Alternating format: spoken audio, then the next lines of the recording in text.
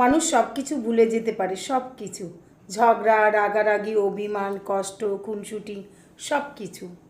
কিন্তু মানুষ যেটা ভুলতে পারে না সেটা হলো নিজের ব্যাপারের প্রিয় মানুষের মুখ থেকে কোনো বাজে কথা।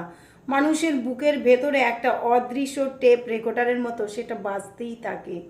বুকের ভেতরে আটকে থাকে সেই অপমান, গলার মধ্যে মাছের কাঁটার মতো বিঁধে থাকে সেই অপমান, সেই কটু উক্তি।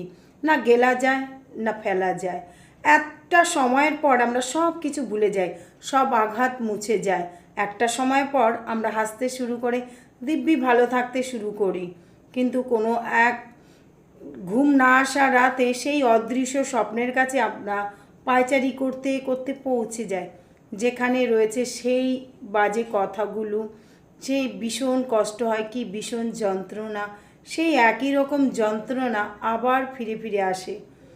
একটা সময়ের পর আমরা বুঝতে পারি আমরা মানুষদের ক্ষমা করি, কিন্তু তাদের বলা কথাগুলোকে আমরা কখনোই ক্ষমা করতে পারি না।